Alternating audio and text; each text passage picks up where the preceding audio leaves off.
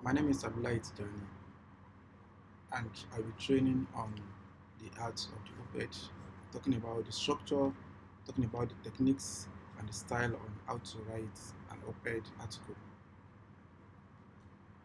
So the first question is, why should you write op-eds? Why should you be an op-ed writer? And I think the answer is simply to be able to express yourself effectively. So, what is an op-ed? An op-ed simply means or is categorized to mean opinion editorial, with the first two letters of opinion and the first two letters of editorial representing op-ed. And at the same time, it has also been translated to mean opposite the editorial, with the first two letters of opposite and the first two letters of editorial, giving us op-ed.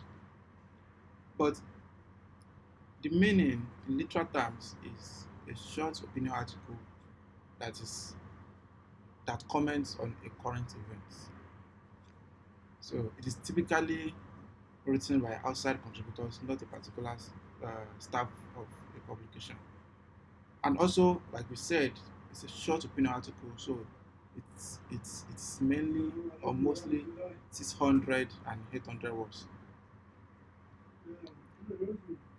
So we said it runs between 600 and 800 words, and the reason is because readers have short attention spans, and even the editor's attention is shorter, which means you have to keep your article short. Another tips for writing an op-ed is make sure your article is timely. You are sending it to an editor that receives almost over 20 or 50 articles in a week or in a day. So you may want to make your article timely so that it will be relevant in the eyes of the editor. And keep your sentences short and concise, because when the sentences are long, the audience will find it difficult to follow. And don't forget to say attention is a commodity that's difficult to get nowadays. Your audience do not have this attention. So you have to keep your article short so that your audience will not be going back to what they already read before they will need to understand what you are saying. Okay, so let's get to elements of an op-ed.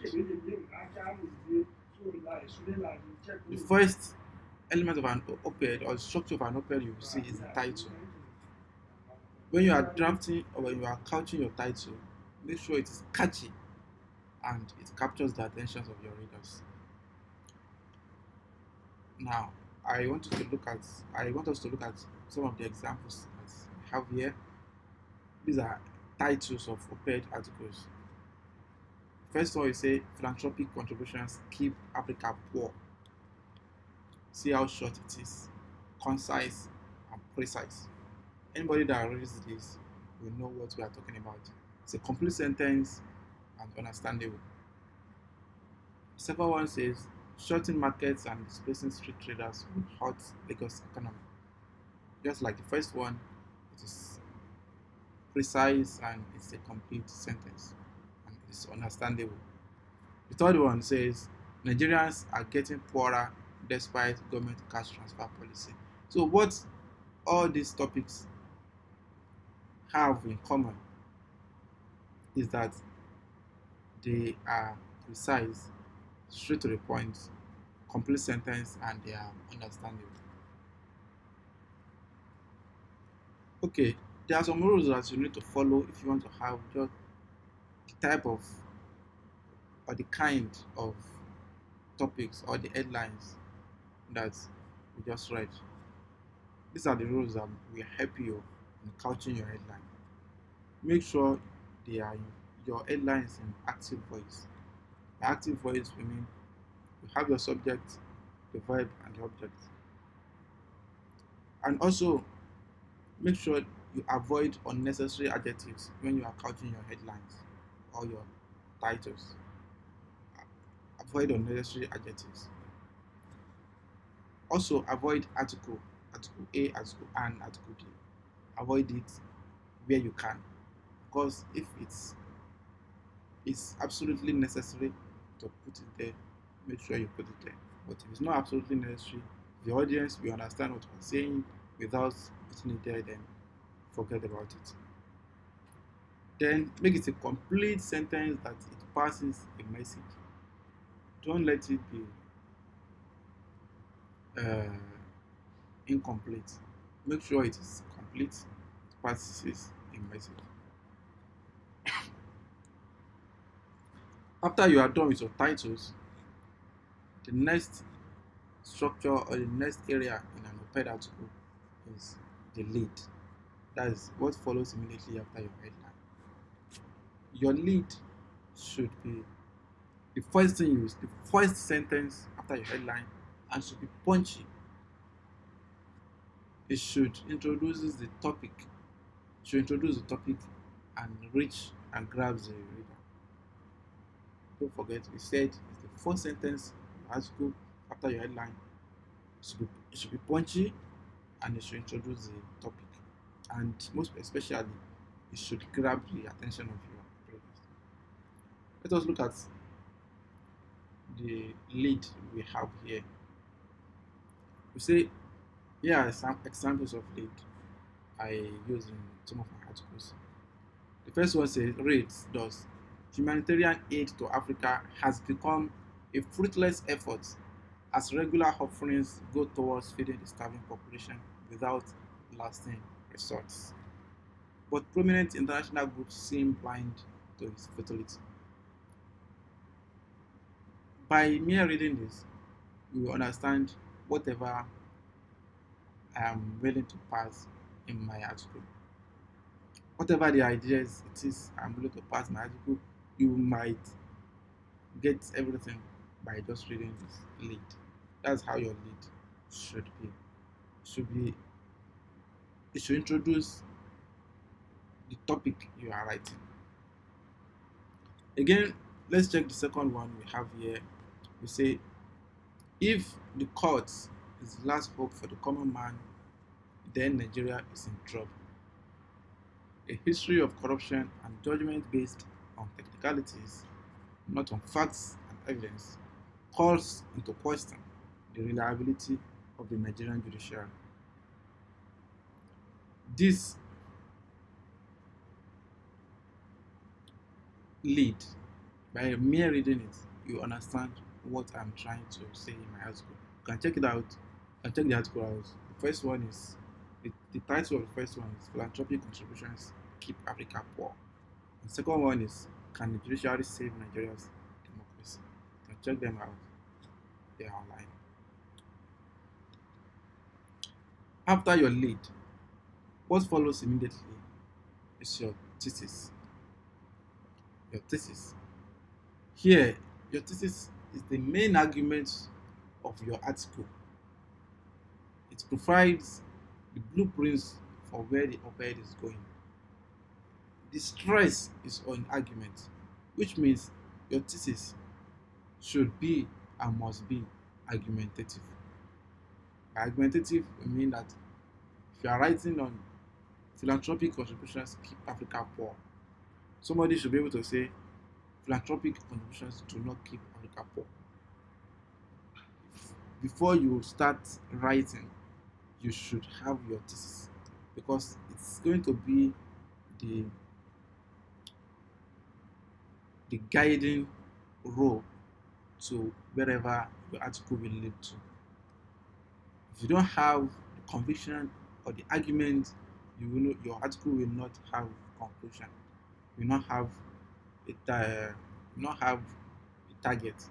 But if you have the argument, if you are in support of a particular policy, you are against the particular policy, policy will lead to prosperity, prosperity will not lead to prosperity. So you have your argument, then you know where your article will lead to. So the main idea here is that your thesis should be argumentative. So let us check some of the theses that we have here. Okay, here is from the Philanthropic Contribution Scheme Africa Poor. In January, the European Union made a €65.5 million contribution to address the unprecedented needs caused by global effects in East and Central Africa. Last November, the United Nations established the Climate Change Loss and Damage Fund, requiring rich nations to pay to compensate for the impacts of climate change on vulnerable populations. This comes at a time when some economists are calling to halt humanitarian assistance to Africa, instead demanding an overhaul of economic policies for the countries. Now here comes your thesis. In order to establish sustainable economic prosperity in African nations, foreign countries must stop sending aid. Like I said, here comes your thesis. This is your thesis. This is your first thesis. In order to establish sustainable economic prosperity in African nations, foreign countries must stop sending aid. This is argumentative because someone somewhere might just say, in order to establish sustainable economic prosperity in African nations, foreign countries must continue sending aid. See the difference now? The author is saying that foreign countries must stop sending aid. Another person, the critic, will say that foreign countries must continue sending aid. You see, this is argumentative. Somebody can argue in support of the foreign aid, another person can argue against the foreign aid. Then we continue. The best way to help African populations is to stop financially coddling their economies, forcing them to rebuild their economic capacity on their own. So that's one point of view.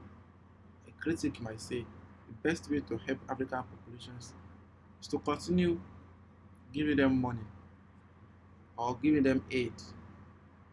You see, the main point or the main idea here is that your thesis must be argumentative. After your thesis, the next area in your article that you have to take cognizance of is the body. The body, of course, is the meat of your pages, where you will stretch all your points by using evidence like statistics, studies, expert opinions, statement of facts, personal anecdotes to support your thesis. It is simply the evidence in support of your opinions. You are telling somebody with a contrary opinion to accept your own ideas. But you cannot do that in isolation by mere saying it. Not simply because you feel like it, but because you have evidence to say what you are saying is the best. If you want your audience to agree with you, you have to do it by showing evidence. And mostly, when you are doing this in an op-ed article, you do this by using statistics, studies, expert opinions, statement of facts, or even personal anecdotes. So here is an example of the body of an op-ed article. Let us read it together. For decades, foreign nations have sent trillions of dollars to African countries in the form of private donations, government agency grants, and international loans. Between 2015 and 2020 alone, sub-Saharan African countries received $308.35 billion in donations. As of 2021, African countries' external debts totaled $644.9 billion, and 22 of these countries were at risk of or facing debt distress. So you can see what we used here. We use statement of facts and statistics to back up our point. The amount of debt already owned and the amount of uh, foreign aids received by sub-Saharan Africa.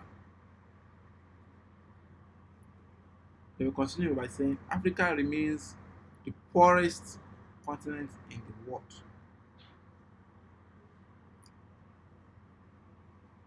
We are justifying why foreign aid will not help Africa moving forward. Why the international communities, international governments should stop sending aid to Africa. After we have identified the amount of aid already sent to Africa between 2015 to 2020, including the debt. You know, as a despite all of this, Africa still remains the poorest continent in the world. So if foreign aid would metamorphose into prosperity, if foreign aid would help these countries to prosper, then it would have for the past 3-4 decades. It would have with the $308 billion sent to sub-Saharan Africa between just 5 years.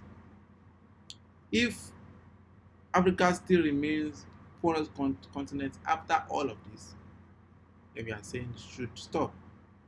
Now, after using all the statement of facts, the author did not stop there. The author now said, Dambi Samoyo, a Zambian-born economist and author, has argued that over $1 trillion in development-related aid sent to Africa over the past 50 years has failed to help the recipients out of poverty. In fact, now I'm quoting Dambisa now, or the author is quoting Dambisa now. In fact, across the continent, the recipients of this aid are not better off as a result of it, but worse, much worse. After using statistics, statement of facts, the author did not stop there. The author now brought an expert's opinion to support his views. You know, it's better to have multiple sources than one source. This is what the author used here. Statement of fact, statistics, then expert opinion to tell you that, or to tell the audience that Sub-Saharan Africa has received so much in foreign aid, they are swimming in debt, and yet they are still the poorest continent in the world. But do not take the word of the author for it. That's what the author is saying. Remember, Dami Samoyo is an economist in Zambia. Already argued that over $1 trillion sent to Africa in the past 50 years has failed to help the recipients out of poverty.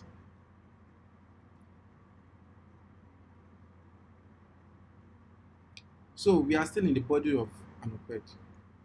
In the body of an op-ed, don't just say national debt is 7 trillion naira. You know, it sounds dry when you say something like this, because the audience will not be able to, know the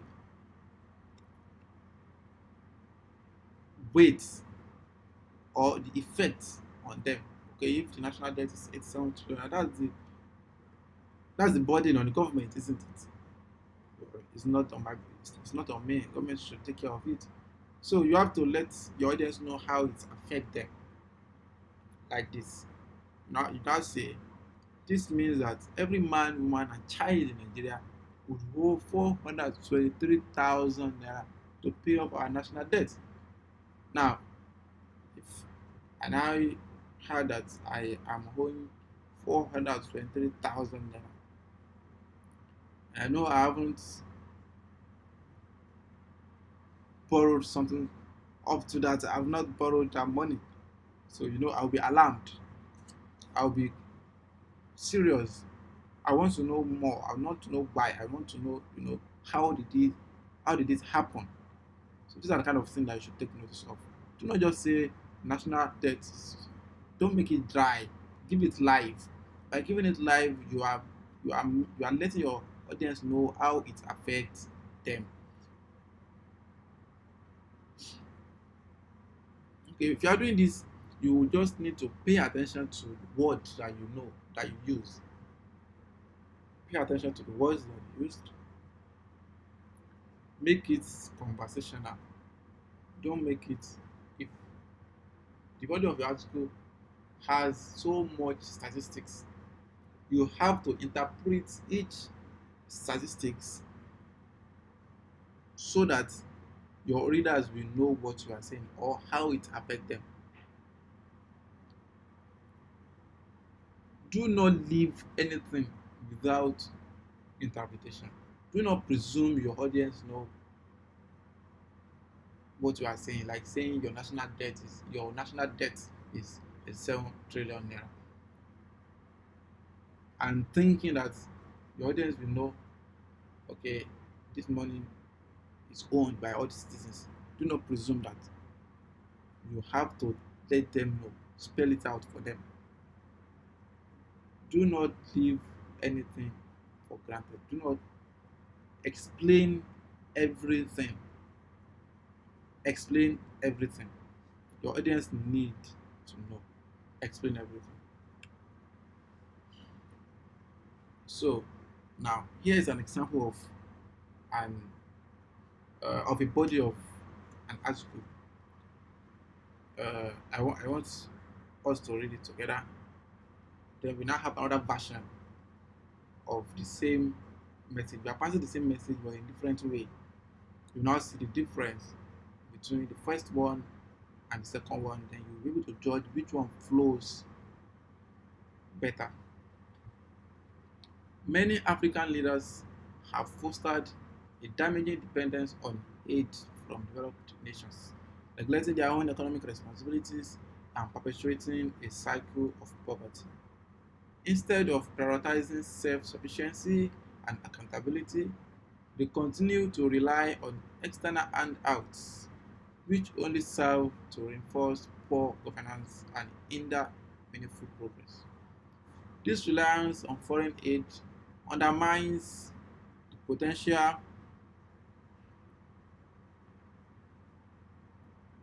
undermines the potential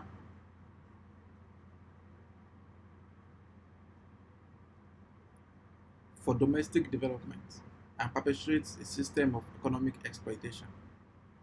It is imperative for African leaders to break free from this cycle and focus on building sustainable, self-reliant economies that truly serve the interests of their people. These long and boring sentences can be said in this. Why most African leaders look to developed nations for humanitarian assistance?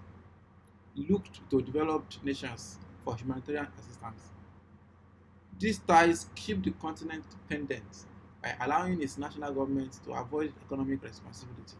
In fact, these donations have been instrumental in perpetuating poor economic policies, further impoverishing the people. Imagine these long and boring sentences can be given to life and even shorter here. The point is, make it flow.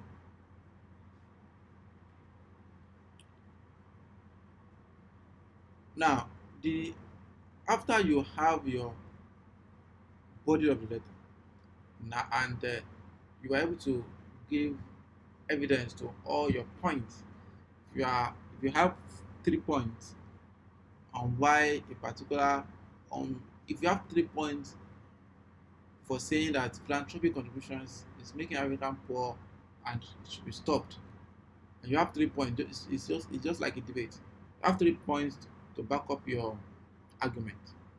you have to give evidences, maybe by statistics, maybe by expert opinions or statement of facts, or you can combine the three together to prove your point. And you have to prove each point. You have to prove each point to the understanding of your audience. If you are able to do that, then you now come to conclusion. Conclusion is another area or structure, part of an op-ed that one needs to be cognizant of and careful. Your summary is just like your introduction, like your lead. It has to be punchy and memorable. Summarizes the main arguments. So conclusion is a summary. It summarizes your main arguments. It has to be punchy and memorable. Okay, let's look at this conclusion example. Foreign nations need to stop their guilt-driven humanitarian crusade in Africa. Fruitless aid has only ever allowed selfish politicians to practice corruption and aggressive economic policies that have further impoverished African nations. So here is the conclusion for the article on philanthropic solutions keep Africa poor. Here is the conclusion of the article. Now, when you have concluded your article, there are still parts of op-ed that are important. Here you have your bio. Your bio is mainly or mostly between one and three sentences. That is introducing the author, telling the author why you are in a good position to write about the topic you are writing. So, if you have diverse experience, it is advisable to couch the author or the bio of your bio in a way to show your expertise in the topic that you are writing. If I'm a law graduate, I'm a political analyst, I'm an economic journalist, or climate journalist, or environmental journalist, rather.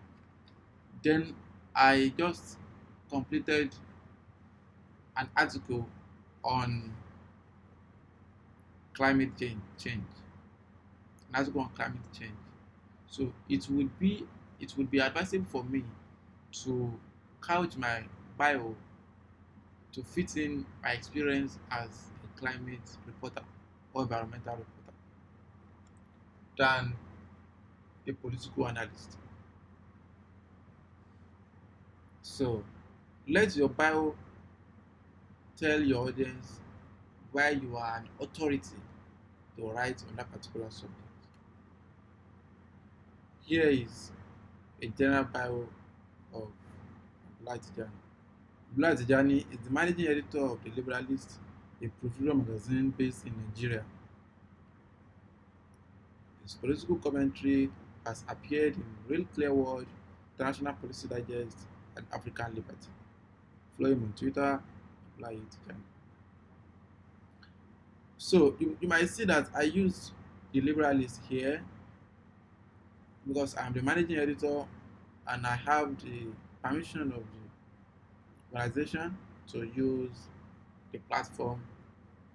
So if you belong to a particular institution, it is paramount that you have the permission of the institution to use their affiliations. So if you have published somewhere else, it gives credibility to your article. Like I did here, his political commentary has appeared in Real Clear World, International Policy Digest, African liberty. So past publications establish credibility. And of course, your audience may want to check you out. So you want to include your Twitter handle, or if it's Mokrak, you can include your Mokrak journalists. So whatever your audience can go and check out and know your brand and get in touch with you, you may need to include it.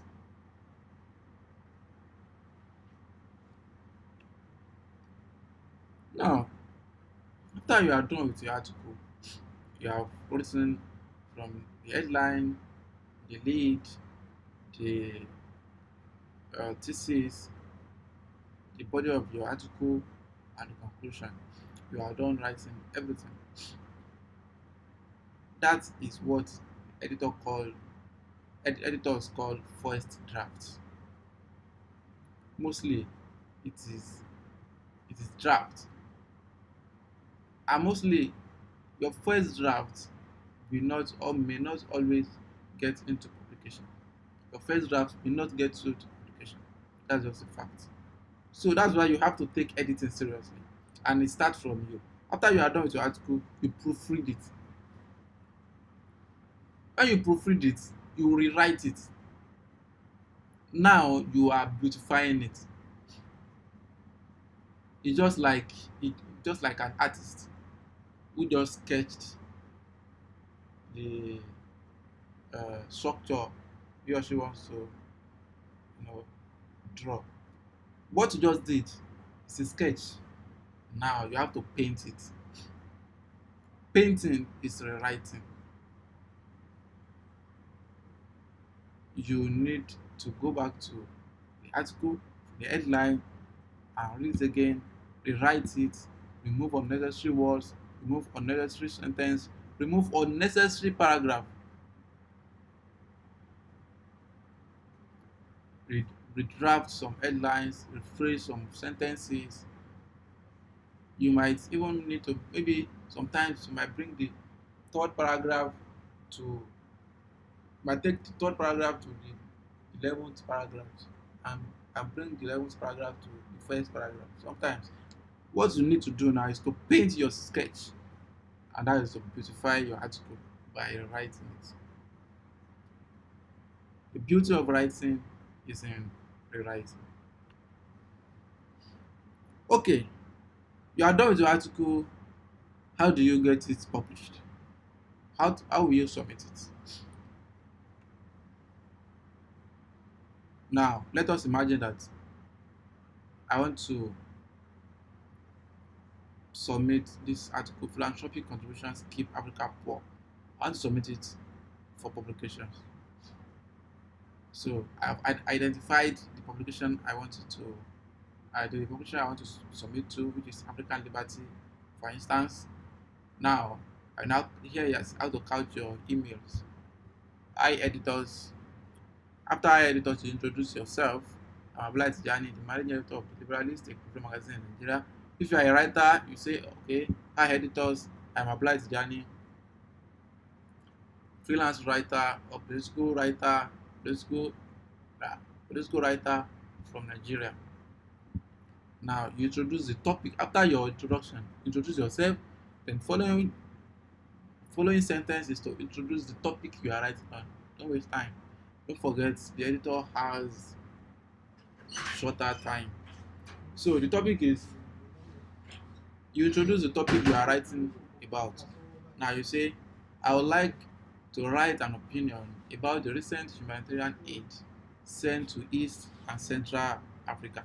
So here you summarily introduce the topic you are writing about. Then after that, you go to thesis. The thesis you have, like I said before you even start writing your article, you must have the thesis in your head. Without the thesis, you won't know how your article will look like. You won't know which direction your article will take. Now your thesis will say, while more aids, you have introduced the topic. Why more aids to Africa seems like a helping hand to the African people to the African people for over 5 decades. It has done more harm than good. You see now, somebody can don't forget we say thesis must be argumentative. Somebody might come and say, while more aids to Africa seems like a helping hand to the African people, it continues to help them, or it continues to do good to the African people. It should be argumentative, that's the point. So, but here we are saying humanitarian aid sent to East Africa, we are writing against the foreign aid. So that's what our thesis is saying, that even though more aid to Africa seems like a happy hand to the African people for over 5 decades, it has done more harm than good.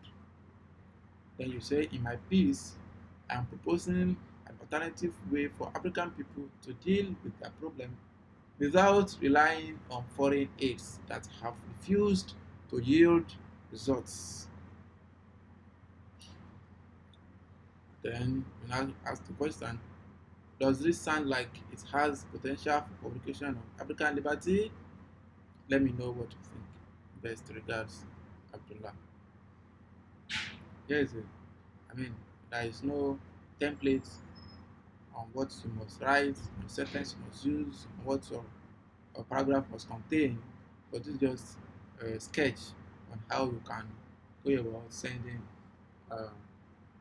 your pitch to an editor. And don't forget, the subject should read like this: pitch, philanthropic contributions, keep Africa poor. So that the editor will know immediately what you are trying to, what your email entails. So, just to conclude, I'm not trying to teach you how to write. I'm trying to teach you how to write an op-ed.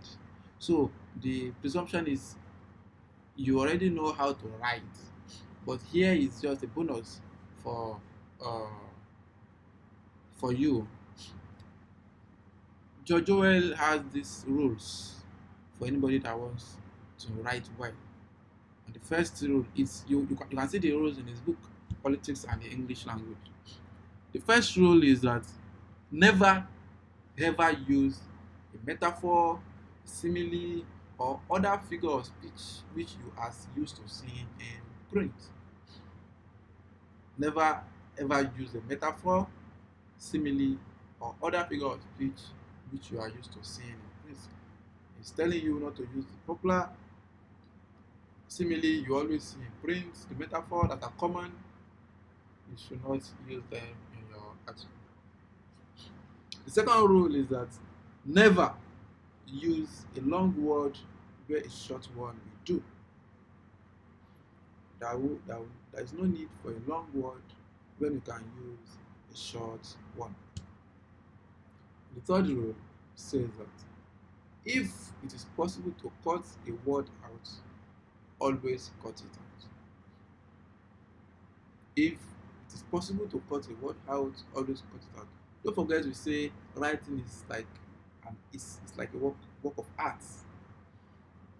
The same way that a work of art should not contain unnecessary lines, unnecessary dots. Imagine having a dot where it shouldn't be. It will disfigure the work of art. The same thing for writing. If a word is not necessary, that is unnecessary word in your article, in your paragraph, always cut it out so as not to disfigure your writing. Never use the passive where you can use the active. Do not use passive word where you can use active word. Never use a foreign phrase, a scientific word, or a jargon word if you can think of an everyday English language. Do not try to impress the audience by writing words that they will not understand. Do not try to impress them. They don't. They are not reading your article to. They don't have time to be impressed. Cast rise to pass information as quickly as you can and as concise as you can and as the best way you can so that they understand what you are saying. Now, George Orwell is saying, break the last rule is break any of these rules sooner than say anything outright barbarous. Break any of these rules sooner than say anything barbarous. So, which is to tell you that there is no template for these rules, but these are the things that will be guiding you to have to become a good op-ed writer. So, I believe you have understood the art of op-ed writing, the structure and the method of writing an op-ed article. So continue writing and continue expressing yourself. Thank you.